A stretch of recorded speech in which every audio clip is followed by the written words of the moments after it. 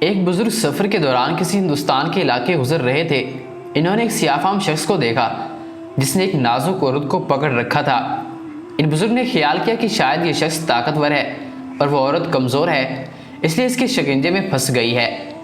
وہ بزرگ اس عورت کی مدد کے خیال سے آگے بڑھے اور اس سیاہ فام حبشی کو ڈرا دھمکا کر اور غیرت دلا کر اس بات پر آمادہ کر لیا کہ وہ ایک بے بس عورت کو تنگ کر رہا ہے، اس کا انجام اچھا نہ ہوگا۔ ان بزرگ کے کہنے پر وہ شخص اس عورت کو چھوڑ کر وہاں سے بھاگ گیا۔ ان بزرگ نے اس سیاہ فام حبشی کے بھاگنے کو اپنی کامیابی تصور کیا اور خیال کیا کہ یہ نازک عورت اب ان کا شکریہ ادا کرے گی، لیکن معاملہ اس کے الٹ ہوا اور وہ عورت ان بزرگ پر برس پڑی اور کہنے لگی، تم نے میرے محبوب کو مجھ سے جدا کر دیا۔ یہ کہنے کے بعد وہ عورت زور زور سے چلانا شروع ہو گئی کہ یہ بوڑھا شخص میری عزت برباد کرنا چاہتا ہے۔ جب معاملے نے سنگینی اختیار کی تو ان بزرگ نے وہاں سے بھاگ نکلنے میں ہی اپنی بھلائی سمجھی۔ اگر تم کسی کو مصیبت میں مبتلا دیکھو تو اس کی مدد کرو، مگر مدد کرنے سے پہلے اس پہلو پر بھی نظر رکھو کہ تم جس کی مدد کرنے جا رہے ہو واقعی وہ مدد کا حقدار ہے یا نہیں۔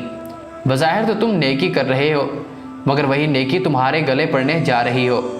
کسی کے معاملے میں بے وجہ مداخلت شریفوں کا شیوا نہیں، اور جب تک حقیقت کا معلوم نہ ہو تو داخل اندازی سے پرہیز کرو، اس میں تمہاری ہی بھلائی ہے۔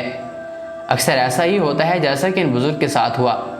ہمیشہ اپنے کام سے کام رکھیں اور کسی کے معاملے میں نہ پڑیں۔